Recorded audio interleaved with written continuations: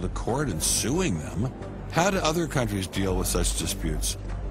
Dr. Marcy Giertuk, a population geneticist who now represents Poland in the European Parliament, was able to shed some light on this topic. The censorship of teaching criticism of evolution is and always was much stronger in, say, in your country, in the United States, than it ever was in Poland. Why?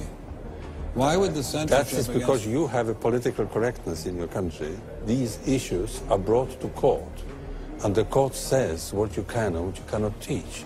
We want to know what you teach, what books you use, how you teach it. We never had that sort of way of deciding scientific issues in Poland. We never had the courts involved. So you are saying that as far as the teaching of science is concerned, Poland is freer academically than the United States? I think in this particular issue of evolution, I think this is true. But how effective are the courts in deciding such matters? What about the general idea that intelligent design is doomed as a result of several recent legal setbacks? I think court cases don't decide anything. I mean, if you look at the Scopes trial, who won that trial? It wasn't the evolutionists. I mean, it was the Tennessee law was upheld, barring evolution. And yet, in the popular imagination, Scopes is the hero. Inherit the Wind, that movie, which is really bogus history based on the Scopes trial, has carried the day. These issues go much deeper than any decision by a judge. The evolution debate does seem to run much deeper than the courts, much deeper even than science. To generate this level of hostility, ID must threaten something at the very core of the Darwinian establishment. The entire globe is today the site of a momentous conflict. It is the challenge of ideas.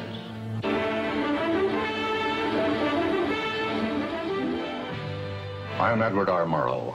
For a little while, I would like to review with you the great conflict of our times, one which demands and must get the attention and the involvement of each one of us. This conflict over the principles of evolution has become a religious war. It really is no longer about scientific investigation. It is total competition with an antagonist who is putting into it everything within his capability.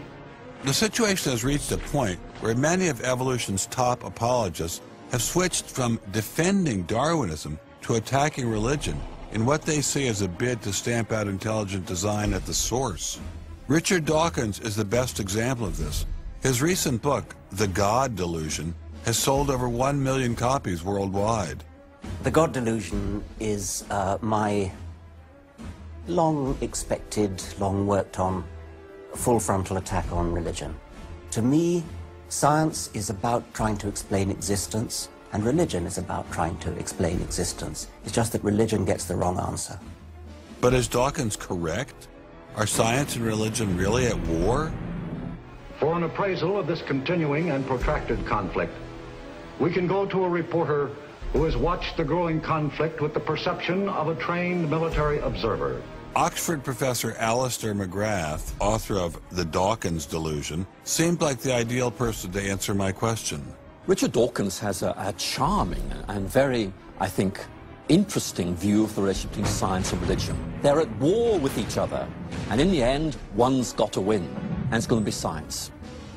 It's a very naive view. It's based on a complete historical misrepresentation of the way science and religion have interacted. Dawkins seems to think that a scientific description is an anti-religious argument.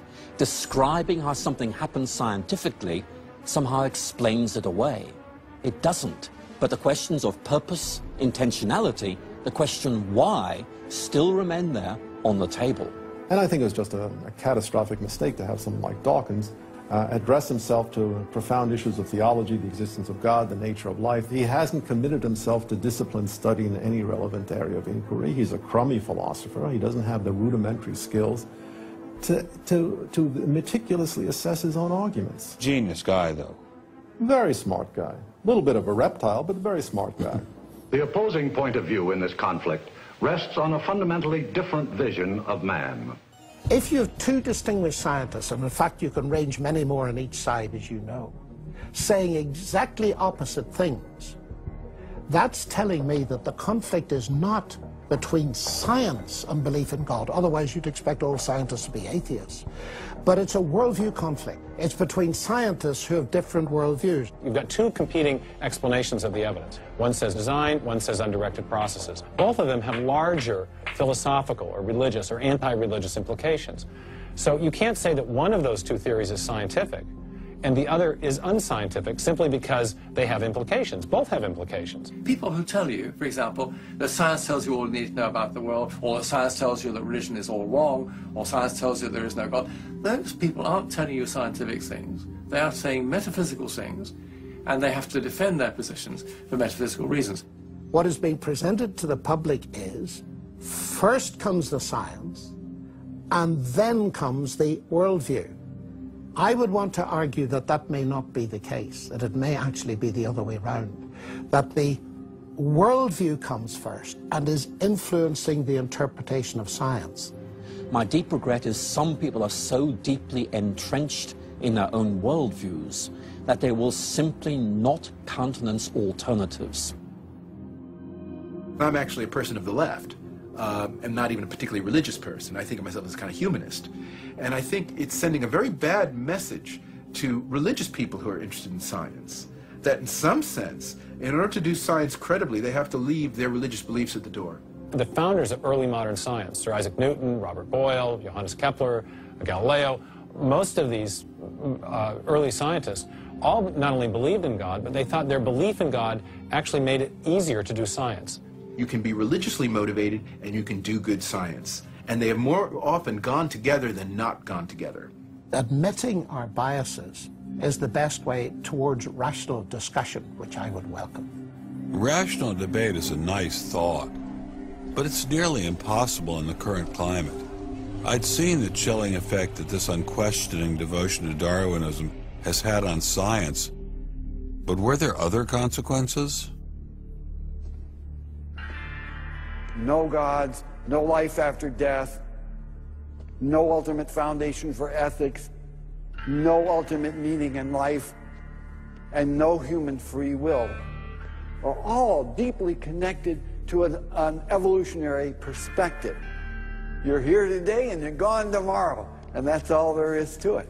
Dr. Will Provine, professor of the history of biology at Cornell University, gave us another disturbing glimpse into where Darwinism can lead. Oh, I was a Christian, but I never heard anything about evolution because it was illegal to teach it in Tennessee. Dr. Provine's first biology professor changed all that. He started talking about evolution as if it had no design in it whatsoever. And I came up to him and I said, "You've left out the most important part." And he said, "If you feel the same way at the end of one quarter, I want you to stand up in front of the students in this class and tell them this deep lack in evolution." And I read that book so carefully, and I could find no sign of there being any design whatsoever in evolution. And I immediately began to doubt the existence of a deity. But it starts by giving up an active deity, then it gives up the hope that there's any life after death. When you give those two up, the rest of it follows fairly easily. You give up the hope that there's an imminent morality. And finally, there's no human free will. If you believe in evolution, you can't hope for there being any free will. There's no hope whatsoever of there being any deep meaning in human life. We live, we die, and we're gone. We're absolutely gone when we die. Dr. Provine is no stranger to the prospect of death. Nearly a decade ago, he was diagnosed with a large brain tumor. Let's suppose my tumor comes back, as it almost certainly will. Well, I'm not going to sit around like my older brother did last year, and he was dying of ALS, Lou Gehrig's disease. He wanted desperately to die, but we couldn't help him die. I don't want to die like that. I'm going to shoot myself in the head long before then. I'm going to do something different. I hope these are empty words for my friend, Dr. Provine, because shortly after this interview was recorded, he learned his brain tumor had returned. I don't feel one bit bad about holding the views that I do. There's not anything in the views I hold that makes me, oh, I wish I had free will, or, oh, I wish there were a God. I don't ever wish that. Dr. Provine's deconversion story was typical amongst the Darwinists we interviewed. Biologist P.Z. Miles